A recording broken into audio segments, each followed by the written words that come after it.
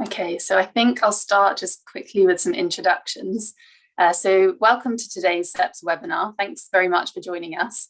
I'm Isabel Watson and I lead on CEPS events and external relations. We're very happy for you to be here today to discuss the Commission's newly released Fit for 55 package, and also happy for you to join us for our last webinar before the summer break. We've got an excellent panel lined up for you, so I will now hand over to our fantastic moderator, Anna Gumbau. Anna is EU Climate and Energy Correspondent for Carbon Pulse, which is based in Brussels, and she's previously worked at Interfax Global Energy, covering natural gas markets, and her studies also focused on EU energy and neighbourhood policies. So she's very well placed to be moderating the session today. And over to you, Anna. Thank you, Isabel, and thank you so much to CPS for having me. And most importantly, thank you all for joining in this sunny summer morning, I think, at least in Brussels. Welcome to this webinar called Fit for 55, Is it really fit for purpose? And we're going to be discussing the latest developments in EU energy and climate policy, because we have an immense task ahead of us coming up after the summer to ensure that this package, that we get it right, to reduce emissions and to prevent this climate emergency to worsen. So, as you probably know already, the European Commission presented last week its Fit for 55 legislative package. These are 13 pieces of legislation, over 3,000 pages of documents. I'm sure everyone here has time to go through them. And the objective is to align our energy and climate legislation with the EU's new objective to reduce emissions by 55% by the end of this decade, by 2030. The challenge is huge. Each piece of legislation needs to be consistent with each other. We have 1 or 2 years of intense negotiations ahead. And the question we need to ask is this Fit for 55 package taking us where we need to go? Is it really, as we mentioned earlier, fit for purpose? So in the next hour or so, we're going to have a conversation with 2 great experts who can guide us through the main aspects of this package and what are the points that could need some improvement. So let me first introduce them. So we have with us Milan Elkerbout. He's a research fellow at the CEPS. So our hosts for this event today. So thank you very much for having us here, Milan.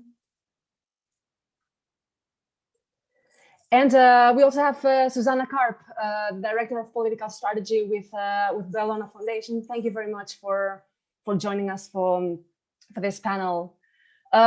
Now, I'm aware that many of you joining are not necessarily these EU climate nerds, as, for instance, I myself am. We will try to keep this in the high political picture, not get too much into the weeds of each one of the legislations.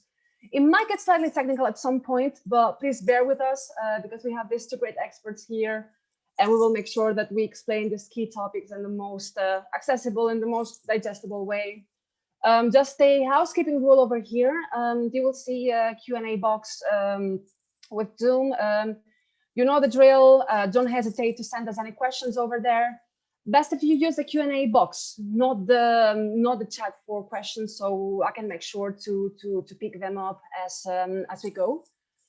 And now, yeah, let's get right into it. Milan, I'm going to start with you. Could you give us some 5 cents about what the Fit for 55 package is and how these pieces of legislation are connected between them, how this puzzle of legislation works together? Thanks. Yes, of course. Good morning to everyone. Thanks a lot, Anna, also for being with us. So let me just share 1 slide with you, and that will give us a little bit of an idea of actually how all these different pieces are interrelated, because as you said yourself, there's an enormous amount of pages. It's 13 proposals, not often the case that there are so many different pieces of legislation that are released all at the same time. So where does this all start with is, of course, the emissions that we still have in the economy. And hopefully you can see them now on the screen. And yeah, the package is about reducing the EU's emissions by 55% compared to 1990 in 2030, but that's of course on the way to climate neutrality in 2050. And so the two circles you see on the screen, one big one, one small one, eventually they need to be of the same size, so net zero greenhouse gas emissions. And because it's really difficult to increase the size of the small circle, not impossible, we really need to put a lot of effort in shrinking the emissions. So from all the sectors you see on the screen, and those are the sectors that the European Environment Agency tracks. And then if it looks like the package is affecting everything, it's because it's the case. You really see arrows pointing to almost every direction. There's almost not a single piece of legislation affecting only one sector. It's really about an integrated approach with both carbon pricing, regulations, standards, investment, etc. And yeah, well, at some point it might have been the norm to really have sort of one approach dominate. By now, it's really the norm to have these overlapping approaches to get as much done within the coming decade. So let me just focus a few comments a little bit on one aspect of the package, and that is the fact that for the first time, once this will be passed, you would have carbon pricing and emissions trading specifically affecting what we could call consumer-facing sectors directly. And these are, for example, the cars in road transport or the heating of buildings, which is covered here under the residential and commercial sector of the economy. And this raises one important question for us. How actually are citizens and taxpayers treated compared to businesses and industry? And this is a topic quite high level where me and my colleague Christian wrote a short piece about last week. And yeah, it raises the interesting question that if you look at all the approaches for the new emissions trading system, then just regular citizens will be expected to pay a little bit extra for their fuel, a little bit extra for their heating without any sort of transition periods or exemptions in general.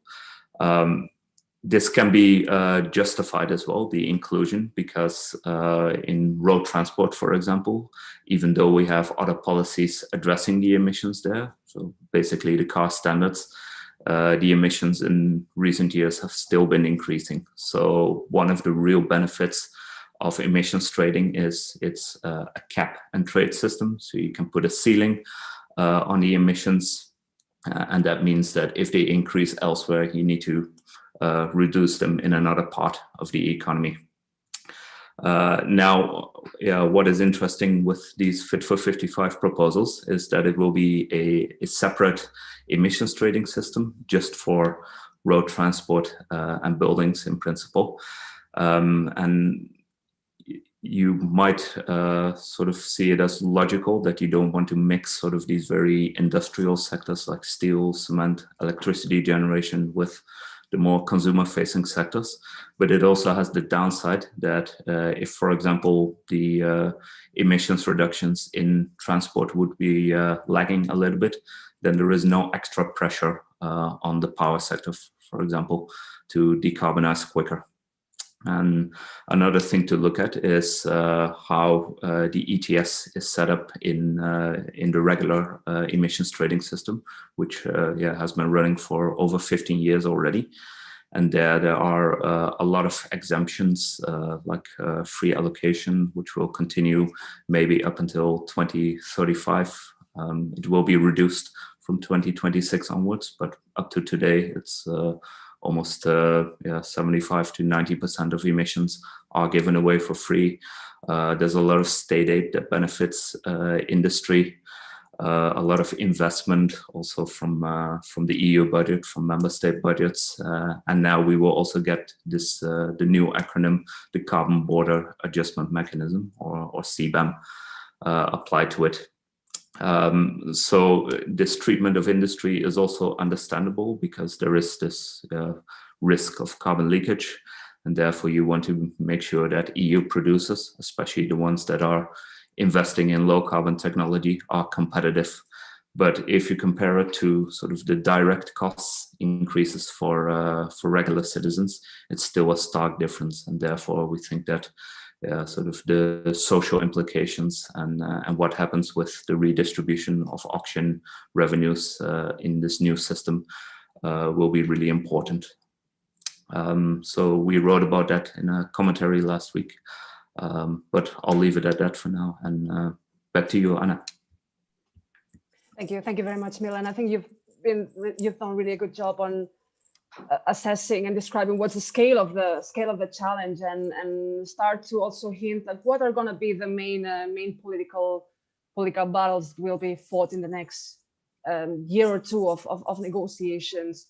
So I'm going to turn to Susanna, and I mean I think with this presentation it's clear that the scale of the challenge is going to be revolutionary. And I think there's going to be a recurring topic, recurring keyword on your presentation. So over to you, Susanna. Thank you very much, Anna. Good morning, all. It's a pleasure to be here on this lovely summer morning.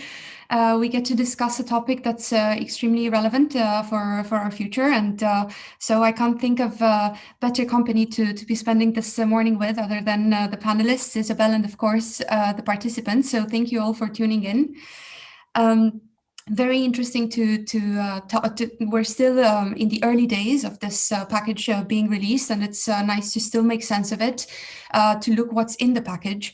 Of course, it would be an equally interesting experiment to look at what's been left outside the package, and also to see where, let's say, the focus on carbon pricing has fallen short. So just one example could be the waste sector, which we would have all expected, let's say, to be featuring as a sector included in the ETS, not least because it's extremely compatible with inclusion in the system, and some member states have already included it.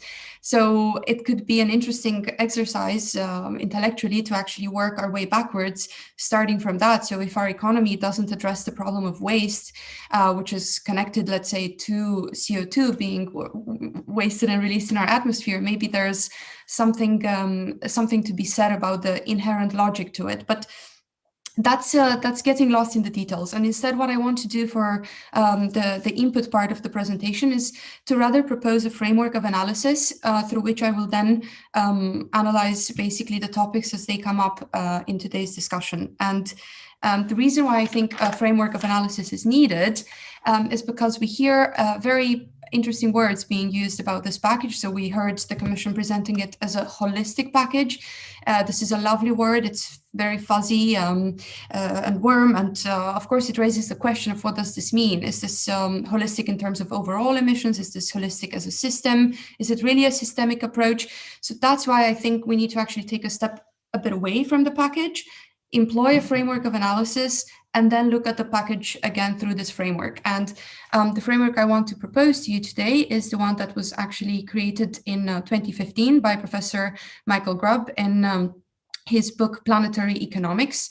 It's actually a policy scheme. I will share one slide with you, but before we lose our focus in the slide, is just to say that it actually looks at the way that different economic activities are supported in different ways by different policies. So it looks exactly at the role of, let's say, carbon pricing within the wider mix of policies, and also seeks to understand whether it's truly a transformative tool or whether it's rather let's say, an optimizing tool. And of course, it concludes that it's only an optimizing tool. So then I think we can discuss what that means for the package. So I will share now the one slide I have with you. I won't spend more than a minute on it. It's please let me know if you see my screen. Yes, all fine? Yes, that works. Okay, I'll then minimize you. So It's basically the idea that we have three policy pillars, and they are confirmed to the three different domains of economic behavior. And action to actually address all three is essential if we want to properly reduce emissions to the extent that is necessary to avoid dangerous climate change. Now, the first pillar is one that looks into, let's say, policies where behavior matters. So let's say consumers are looking for satisfaction, meeting certain standards, but it doesn't necessarily lead to an optimum. So it doesn't go beyond meeting the standard. So you have, for example, energy efficiency standards there and other forms of policies where that once the standard is met, the thinking and the innovation doesn't go beyond it. Now, the second pillar of policies, which very much comprise where we should see carbon pricing as being in the set, is optimizing behavior. So it's really the effort that financial actors and individuals put into actually making the most, seeking to make the best financial outcome of their investment. So that leads to cleaner products and processes. And of course, we see that, for example, in the electricity sector, and we could also see that, let's say, in industry, if only we did apply carbon pricing appropriately. But we also have a third dimension of policy, which is the transformative dimension. And we see that this one is really focused on strategic investment. It requires a more active role from governments and agencies that actually would be driving, let's say, non-incremental change and rather boost up infrastructure support and innovation in the way that we would need to mitigate the climate emergency. And we see that in this policy pillar, the markets and prices element actually ranks to have a medium and low relevance. So I now want to return to the conversation. And having outlined these three principles, I want to now come back to the summer package, let's say, that we had released the Fit for, I used to call it Fit for 2030. I'm not sure it lives up to the name anymore. I should call it perhaps Fit for 2035, but to the package released last week. And to say that it's very interesting to see a growing role for carbon pricing in the overall package.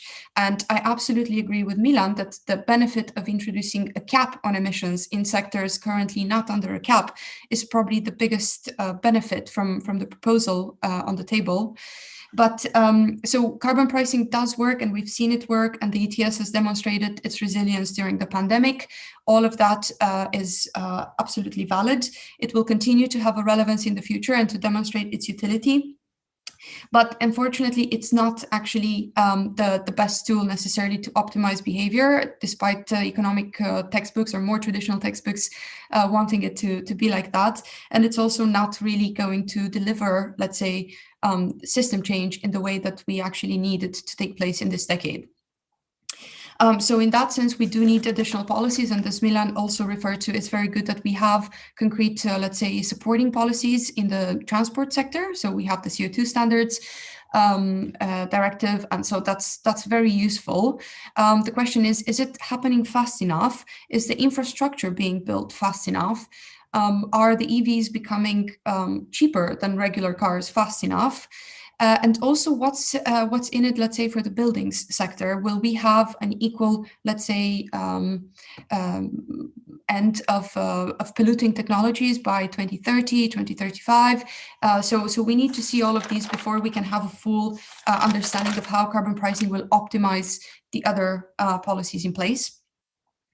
And this also raises a huge question about the effort sharing regulation, and of course it's known as the Paris Agreement implementing regulation. So is it really implementing the Paris Agreement? Well, very good question. The targets put forward last week are certainly more appropriate than the targets put forward before, but the deeply flawed logic of this instrument has not actually been addressed.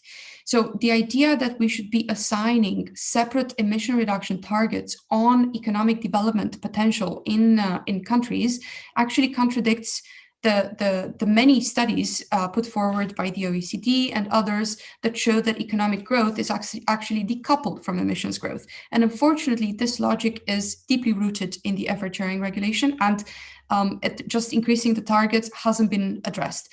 Neither do you actually really properly address the embedded economic, let's say, discrepancies in this wide economic space we call the European Union.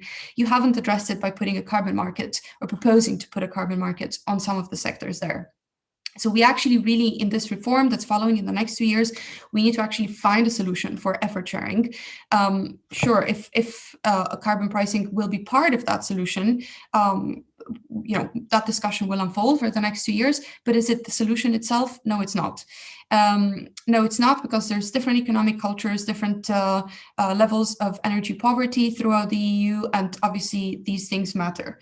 And not to mention that, let's say that there's also a big question about the reduced role for governments in the whole package, and the political, let's say, implications of the governance that the package proposes. In other words, it doesn't actually give national governments the role that they do need to have to step up to the responsibility they have. They need to be committed to the long-term goals, as well as to the immediate, medium, and short-term requirements for those. And so national governments need to be given a bigger role. My view is that effort sharing can actually make sense if you create a European scheme out of it. That doesn't necessarily need to take the shape of a carbon market, but it would nonetheless lead to price discovery in those sectors. So it would have the benefits of a carbon market. You'd still find a way to share projects, most importantly, to transfer technology over. But the current proposals on the table don't do that. And that's a massive fault in the overall architecture. So I'll stop here, and I look forward to responding to any questions and to discussing with Milan, sharing our different perspectives, but at least you'll know the policy, the framework of analysis I'll be employing in engaging in these answers and questions. Thanks. Thank you very much, Susanna. And I mean, I think there's a lot of food for thought, a lot of topics that we are going to be picking up on throughout the webinar. I'm not sure, Milan, if you wanted to respond and to jump in. Yeah, maybe it was a really great presentation by Susanna, and also was very happy to see that you used Michael Grubb's framework, which I think makes a lot of sense in this challenge of EU climate policy. One of the things in that framework was that if you want to have transformation, which I think we all agree is what we need to do, even for minus 55%, but definitely for climate neutrality 30 years from now, then you need strategic investment. And maybe there is one interesting part of the package which relates to that. And that actually goes back to the free allocation under the emissions trading system, and also the innovation fund of the emissions trading system. So the current proposal is of the Commission is that from 2026 onwards, we would reduce free allocation to the sectors covered by the carbon border adjustment mechanism by 10% every year. And those allowances would then be moved to the innovation fund, where they get auctioned, and that results in a lot of revenue. And one of the things they could be used for are called the carbon contracts for differences. I think the think tank Bruegel came up with a better name for them, commercialization contracts. So really about deploying low carbon technology. And that really seems to be in line with this strategic investment. Now, the question is, if we really need to transform all these heavy industry sectors in steel, cement, chemicals, etc., is it really not more optimal than to make sure that we have more of these carbon contracts for differences and an even larger innovation fund? I mean, it's quite large already now. It's easily over 20 billion, but you need to decarbonize all of industry. And it's only valid for a 10-year period. If you compare that with some of the individual projects that some companies list, they could even eat up that entire fund in one go already. So I think this is a conversation which we should have, is what is the best way to channel innovation funding, and how do you get the most in return for it in terms of really zero carbon industrial production.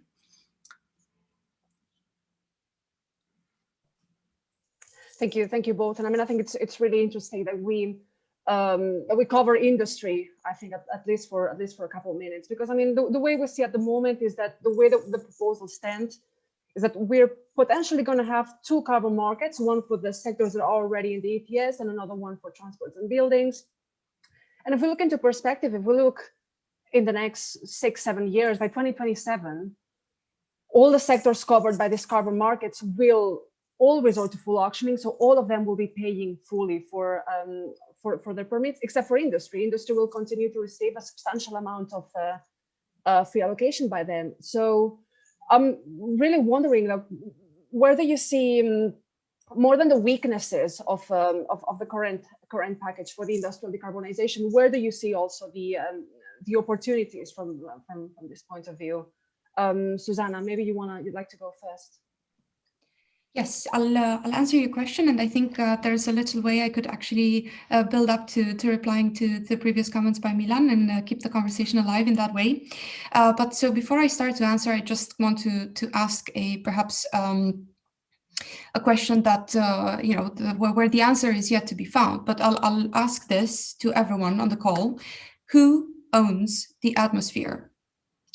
Because this is what we're really talking about here, right? So when we are actually introducing carbon pricing and the idea of also using the revenues that result from carbon pricing, we're really talking about, in a way, buying property rights for our carbon budget, our atmosphere. So if there's different ways of managing that conversation, there's a lot of literature on this. You know, you can have cap and dividends that, let's say, you put a price on pollution and redistribute all the income, let's say, without request to citizens, in which case you'd say the atmosphere belongs to citizens, those polluting it need to pay a price. But if by any chance we're in a situation where citizens pay, and the revenues end up, let's say, with polluters, that would be a deeply flawed scheme. And so we're not quite there yet in the Commission's proposal. We're also not very far from that. So exactly because of the discrepancy between, as of 2026, you'd actually have, let's say, citizens paying for their let's say, emissions from heating and transport, but somehow the Commission proposal seems to have used this EU Green Deal to actually extend the life of free allocation until 2035. You could end up in the situation where the different temporal dimensions on property rights to the atmosphere create exactly the imbalance I referred to. And this will be something that the Commission will have to be very clear about and have to answer questions to citizens, because so far the EU treaties very clearly actually assign these property rights, right? So that's why they talk about the polluter pays principle, because the idea is that actually the environment and the right to have this environment and enjoy it, or it belongs to the citizens. And if the EU Green Deal proposals in any way kind of creates a twisted logic on that very principle, we will be in deep trouble. But so what's happening with industry? And is the Innovation Fund, now let's say we're using the revenues from removing 15% of the total amount of free allocation for phase 4, we're going to put that possibly into the Innovation Fund. Now, of course, the amount of that still, we'll see how it actually plays out. But is it really sufficient? I mean, 20 billion, but we're talking about 27 countries, of different stages of innovation with a lot of different industrial, let's say, installations. Is that really, it's a continent almost, it's also you could say it's the most prosperous one in the world. Is it enough? And is the Innovation Fund sufficient in its focus? Because my impression is that it focuses on phases in the innovation cycle that are very early on, as opposed to focusing on the strategic investment aspect that would be deployment at scale and in a geographically balanced manner. So while that has been included, the geographical balance has been included, the Innovation Fund criteria, but I think what we need is a complementary fund to the Innovation Fund that actually looks at deployment at scale. And we can actually have that fund by doing what's right, which would of course be moving out of free allocation quicker, phasing in the Cband much quicker. How quick?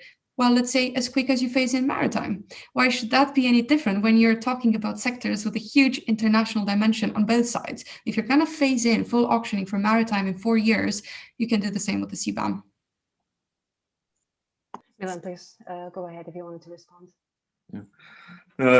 I basically fully agree with what Susanna said. I do think that with these carbon contracts for differences, we can have a little bit of deployment support with the Innovation Fund, but it has a lot of roles and a lot of sectors to cover. So you might as well structure it a bit more, and you still have the uncertainty that if, for example, you would have been unlucky and sell these allowances to create the fund in March last year, then they were worth 16 euros each. Today it's 55. That's a lot more. But there is a real risk that due to random fluctuations, you suddenly end up with 10 billion less in funding. But that doesn't change anything about the needs of the picture. Maybe one other thing is when we look at the main ETS also for industry, the cap of that system is going to go down quite quickly with 80 million tons a year. And then it could actually reach zero already in 2040. That's not that far away. And that would only be 4 or 5 years after you have free allocation phased out.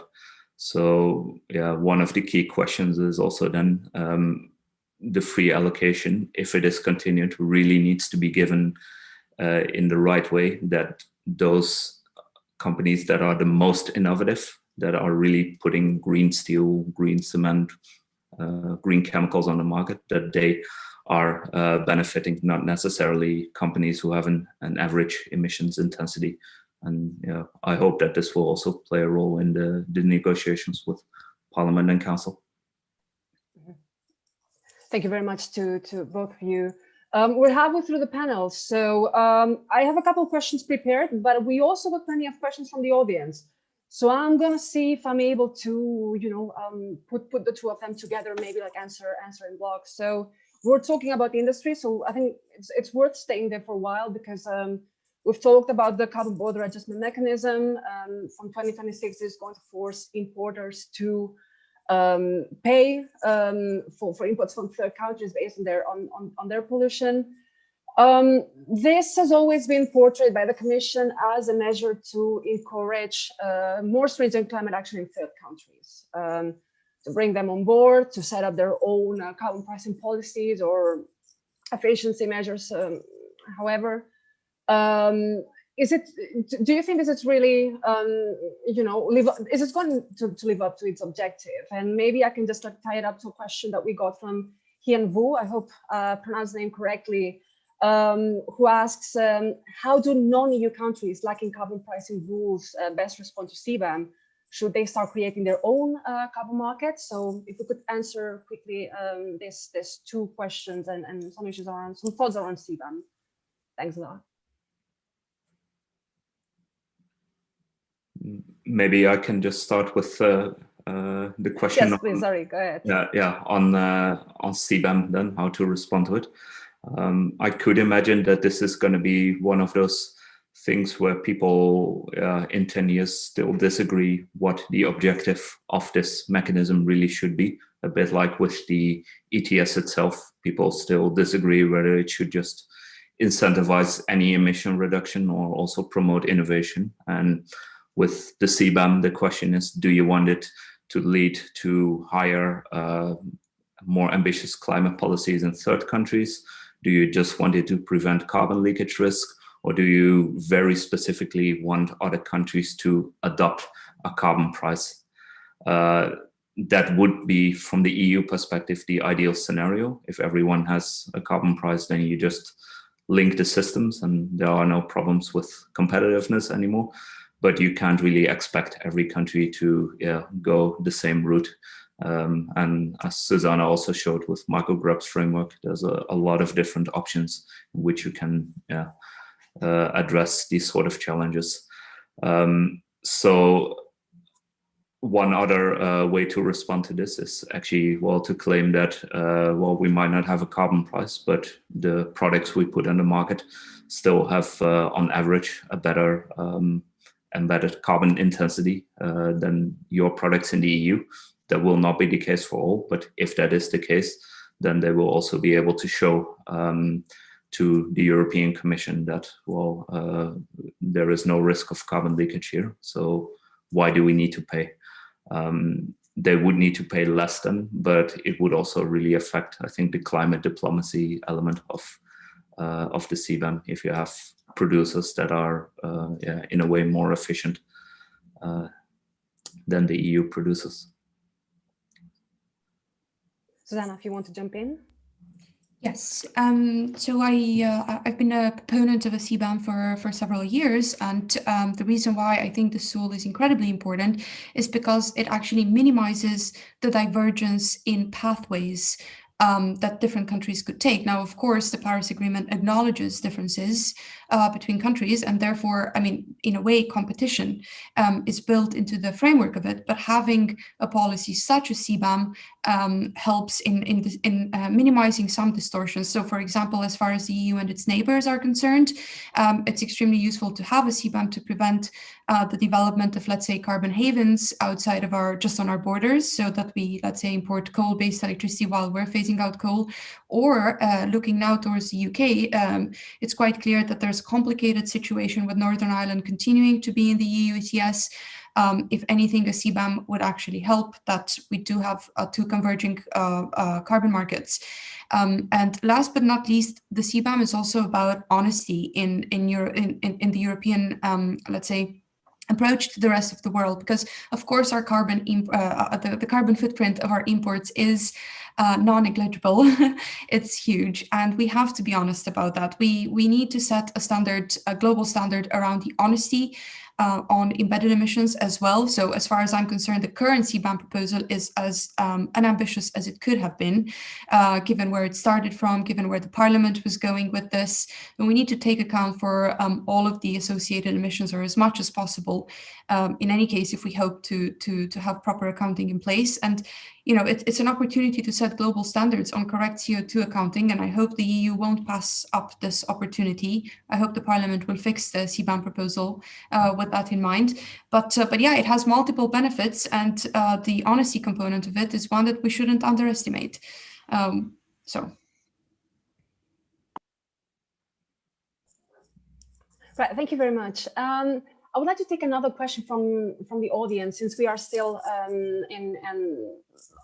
addressing a little bit like aspects for industry. We have a question from Wouter Dorfs on what are, according to the panel, the main channels through which European SMEs will be impacted by the Fit for 55 package, if any of you have some thoughts on that. It's complicated, right? Because the schemes actually focus on the bigger, kind of the big you know, amounts, the big polluters, so to say. And this is a big question. What happens to the small industrial installations left in effort sharing? What's happening to all the smaller entities? And unfortunately, I don't think the package is clear enough on that at all.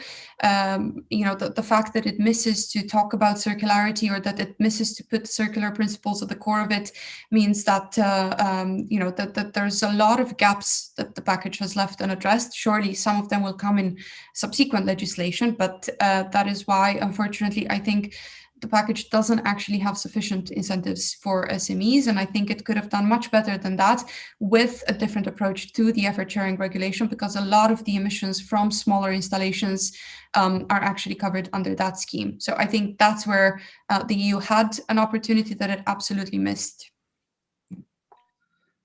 No, also, if we look at just the emissions and the carbon accounting of small industry, it's actually taken together an incredible amount still. It's almost 10% of total emissions are from industry outside of the ETS. And this is a category of emissions that's almost never talked about. It is implicitly covered by effort sharing, as Susanna said, but it's very difficult to come up with dedicated measures for it, because they're so dispersed in all sorts of different industries. It might also be really about very small sites. So one thing which you could imagine, but it is just being a little bit optimistic for the sake of it, is that any type of innovation funding and support for electrification that benefits larger companies would also trickle down to the smaller companies, at least in terms of cost reductions. But you can't really be sure of that. So it would be really good if someone at DJ Grow at the Commission really keeps an eye on this 10%. It's as many emissions as in all of agriculture, for example. So a dedicated strategy for that makes a lot of sense. Thank you very much, both. That's very interesting. We're receiving plenty of questions, which I wasn't expecting, because it doesn't happen that often in this kind of panels to have such an active audience. So thanks a lot for that. I'm going to be getting one more question on the CBAM, since we are still a little bit on the industry block. Because right now the carbon border adjustment mechanism won't be exempting any country except for those either within the ETS or linked to the ETS. That's going to also affect, in this sense, that's also going to affect least developed countries. And for instance, I see a question from Marie Corman asking whether we could use CBAM revenues to help poorer countries develop and cope with climate change. What's the state of things when it comes to CBAM revenues? Is there a window of opportunity there? There's several opportunities in there, and unfortunately, none have made it very clearly through the Commission proposal. There's many ways in which you could use the revenues to support innovation in let's say, the least developed countries, or countries where there's a real need to have this financial support. One model would be to actually match funding for, let's say, from emerging carbon pricing schemes that would result due to the fact, or in direct relation to the EU introducing a CBAM. So, those carbon pricing schemes actually lead to revenues being raised in countries where perhaps there are no revenues at the moment available for innovation, for funding low carbon solutions. So what the EU could actually do, that's another reason to really pursue the CBAM route, because you could fundamentally change some of the thinking around climate financing abroad, or you could at least complement it with an additional approach, which is to say, we will match fund innovation projects up to, let's say, the EU finances it up to 80% or 90%, like almost the entire project. But at the same time, it encourages the revenues being raised all around the world, because this is not just, climate change is not just a European problem. We'll have to have revenues for this all around the world. So that's not in the Commission proposal, I should say, but that's just one way of doing things.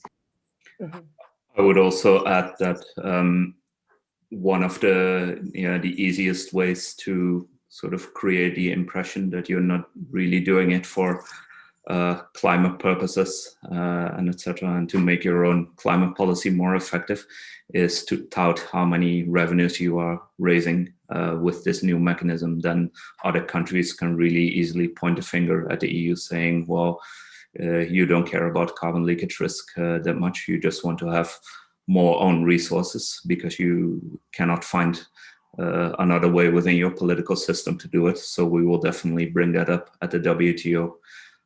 It really seems something that's will be worth diffusing by acknowledging in the final legislation. Brilliant. Thank you very much for answering the questions. I wanted to return for this minute we have left, if I may, to the social implications and the social aspects around the package. Because we've seen a lot of concern about the second ETS, the separate ETS for transports and buildings. But if we're looking at the current one, in the past half a year, we started the year with prices somewhere at 30 euro per ton. We've seen them rise to almost to over 58 euro per ton. I think we are in the latest record was somewhere 58.6. That's already had an impact across economies and across the sectors affected. We, for instance, have the question of Carlos Muñoz asking, what do you think about the raising prices of electricity in Spain because of the carbon market? I think it was last week or this week already that we got to the second highest price ever when it comes to wholesale power price. It was somewhere 100 euro per megawatt hour. So is that an advice for the future? Like, do you think that the safeguards that are at the moment not to be affecting citizens, or like not to really harm, let's say, the poorest households, are those enough?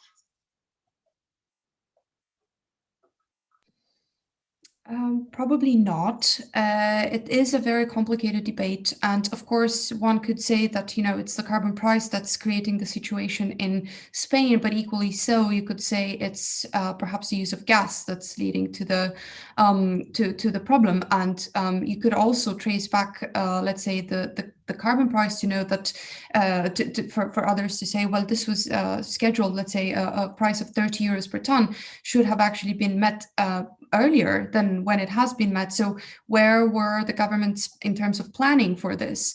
And perhaps we have actually allowed for a low carbon price to go on for too long in the EU. And unfortunately, what we have now is a catching up effect. And it's truly, it's really problematic. And unfortunately, without good policies in place, without safeguards, indeed, the citizens will be at the forefront. Now, in terms of the package from last week, I cannot help to notice that, for example, the carbon market on transport and buildings will have a higher LRF than the one covering industry. We will be in a situation where under the cap for the first EU ETS, the current EU ETS, you will have 50% under the cap freely allocated in 2030, whereas for the sectors that, let's say, directly reflect in citizens' lives, you're going to be at full auctioning at that point, or from earlier on, actually. So there are a couple of aspects to the package that do raise the question of social equity. It's good that we do have social plans in the package as well. There's the idea of creating requirements on how to use these funds, but in all frankness, these requirements, I mean, the ETS revenues have been there for a long time. And if you look at even the criteria in the modernization fund, you can actually use it to support the transition outside of the traditional ETS sectors. So, this criteria was used in negotiating other sectoral legislation, including on transport CO2 standards in the past. So there's always the idea that, we could have already been doing this, and up to this date, the governments could still be made to properly use the revenues. And instead of, using shall use the revenues, I mean, we could actually change the language to say must use the revenues completely to completely recycled back to the citizens to support the transformation. And until we see that, and until we hear a strong voice from the Commission side on that, I think we can say that no, there are not enough safeguards in place to ensure that the impacts won't be severely felt by citizens all across Europe. Maybe just one thing on impact of carbon pricing on citizens. If you're really sort of a carbon pricing purist, then one of the things you're supposed to say is that it doesn't matter what the price is, because it's the result of price discovery, and therefore it's the right price. That could work in both ways. It would mean that both the €5 from 5 years ago was correct, but also if it would go up to €90, as some analysts are expecting for 2030, that it still wouldn't be a problem. But within the EU political system, there are a few challenges, I think, namely that all the costs are the result of EU policies, which are passed by qualified majority voting, like this new ETS. And they do propose, of course, some redistribution with the Social Climate Fund. Nevertheless, if you really want to address the distributional implications, then you can't ignore fiscal policy, which is the domain of member states themselves. So there's also a proposal on energy taxation that will also have very important distributional implications, but even things like general corporate taxation, general income taxation can all play a role if you really need to make these major changes to essential costs in life, such as for heating, transport, electricity, etc. So there's interplay between the EU level and the member state level that can become quite tricky, and that's why the EU is proposing so many of these separate funds, both the Modernization Fund for Central and Eastern Europe, the Social Fund for all of the EU, and there might be others to help deal with it. But fiscal policy remains the easiest way to go, or the most important at least. Mm-hmm. Thank you very much, both. I mean, we had a couple of questions also related to the Social Climate Fund specifically, whether you thought that this was enough. I mean, I believe that based on your previous answers, we already get an idea, but I just wondered if maybe you would want to add a couple more words on that specifically. Otherwise, we can jump into the next topics. Perhaps just to clarify that I think the social components in the package from last week are a useful starting point, but still the question is whether they're properly designed, whether they were put in just to strike a political consensus. And if that's the case, I mean, then maybe we can think of other ways that also meet the needs of what we're trying to achieve in the next decade. Because if it's just about having a couple of the social elements in the package to secure a consensus, then maybe it's not enough. And also, there's this very interesting component whereby there will be payments made before the actual auctioning starts in the new carbon market. And, you know, that raises the question of, okay, if that's the case, where will this money come from? If it will be borrowed from somewhere, where will it be borrowed from? And are we creating a situation in which, you know, we're financing a lot of the EU Green Deal through the Next Generation EU, and that we're actually so it's a lot of interesting elements around timing, when the payments are made, the extent of the payments that go back to citizens, which is only, I believe, 20% of the total amount of revenues that the ETS2 will raise. And so I think, you know, we could be more ambitious there, and we could have clear answers as to where that money in 2025, the first payment, comes from. And is that going to be tied into very clear investment requirements? So let's say if there's a ban on gas boilers by 2030 in Europe, then it's quite clear that the early payment in 2025 is to actually support citizens that are using a gas boiler to move away from that somehow. But if that's not going to be clearly stated, then how exactly will we ensure that the money is used to exactly alleviate the impact of the carbon price later on? And what's happening with the rest of the revenue from the scheme? That would also be important to know. And yeah, Milan, please go ahead. I think you wanted to add something. No, I think on sort of the social dimension, I would just say that in general, it's never a given that the impact of climate policy will have to come at the greatest cost to the lowest income groups. There's always political choices that deal with that, but you need to look at the entire sort of taxation architecture for that, not just limited additional policies that the EU is passing. Mm-hmm. Great, thank you very much. We have just a few minutes to go. I mean, we are aiming to finish at about 11 a.m. So I just wanted to maybe ask 2 more questions about the package. So the first of all that I wanted to pick up on is from Adeline Rocher, because we've been focusing a lot on carbon pricing. I mean, not for nothing, I'm a correspondent with Carbon Pulse, and I think all of us have this background on carbon pricing in the EU ETS. But she's asking about energy efficiency. The package has increased the targets, but it seems that efficiency is still not mainstream and prioritized as it should. We are already risking not achieving our previous energy efficiency targets, right? So just wanted to ask if you had a couple words on that and some thoughts on energy efficiency, which is going to be one of the key pillars as well in our strategy. Thanks. Yeah, maybe just one general comment on it is that what we don't see today anymore, what definitely used to be a big discussion in the past, is whether it's okay to have a separate energy efficiency target, a separate renewables target if you have the ETS. I think that's progress because they try to achieve different things and they all contribute to the energy transition in a different way. There are limits, though, to energy efficiency if you think about climate neutrality, but I'm showing a little bit my bias of having always focused on the ETS here. But if the goal is really to go to zero or very close to zero, then you can't just do that with energy efficiency. You need to have these really carbon neutral ways of producing energy and producing industrial goods. Nevertheless, if you compare it to what was agreed in 2014 by the European Council, I think then the idea was to have 27% energy efficiency by 2030. Now we are talking about a far higher amount already, but to actually achieve this requires a lot of cooperation between local governments, companies, and the EU level.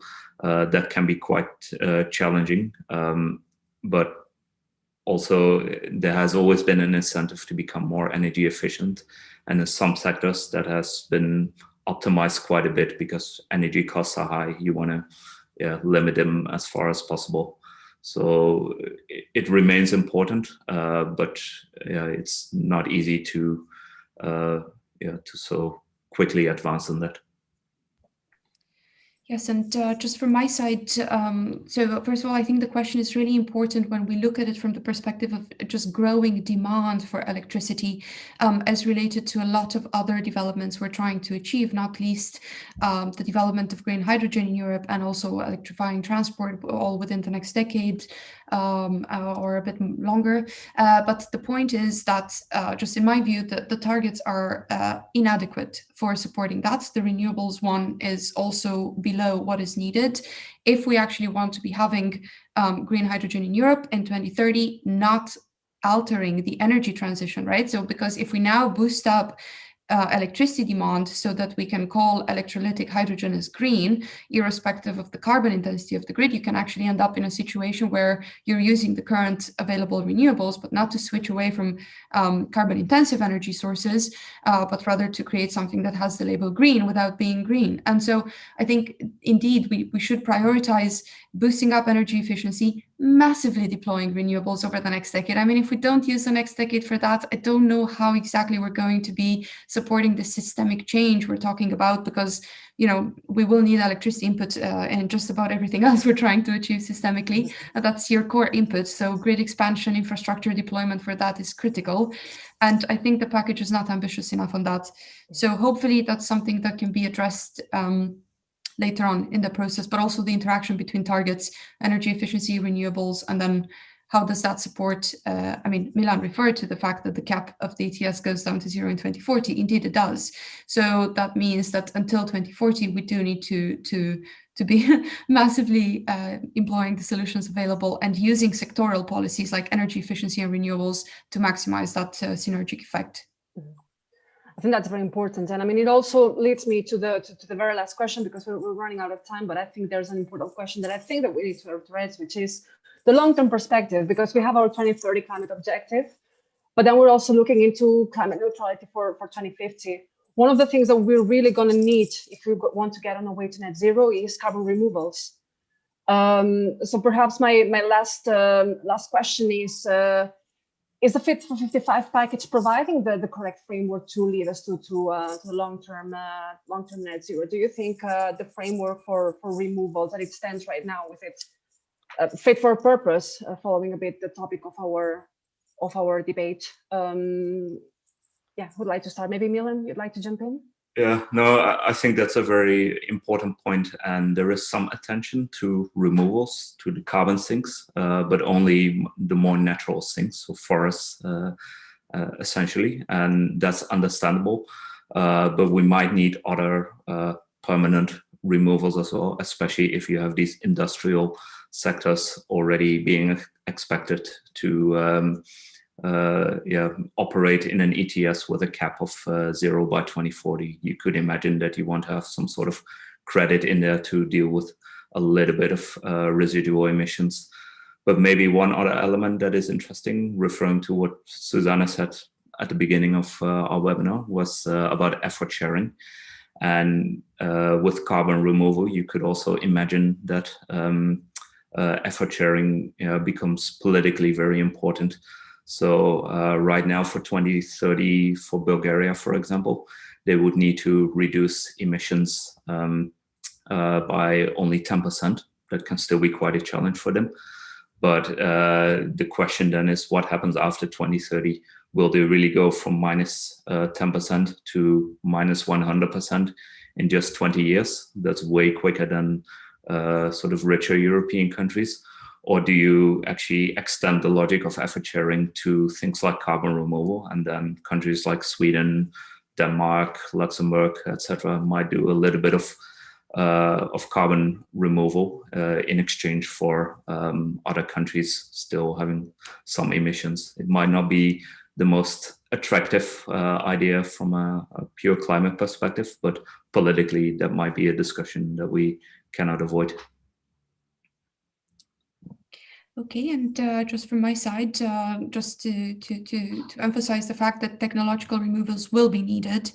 They show up in all the 1.5 scenarios, and in the EU climate law, you have a reference to them in the opening paragraphs, where it clearly says that they will be needed for process emissions from industry, at least. The framework is not complete for them yet, and the package doesn't fully address that. It goes a little bit into that direction, including in some changed activity descriptions in the EU ETS. It recognizes possibilities of transport modalities that go beyond pipelines, and so setting a precedent for CO2 to be transported. But having said that, the package itself does not answer the question on removals. That's a process that still needs certification and proper definitions to be developed. That will take a couple of years. But of course, the issue with the focus on natural removals is that you actually create an extremely unequal scenario across the EU, right? Because there are countries like those in the north that were mentioned just now that do have a lot of carbon removal natural potential, but there's also countries in the EU that there's a country that has no carbon sinks. There's also countries with very little carbon sinks, and so I think even from that perspective, it would still be unfair.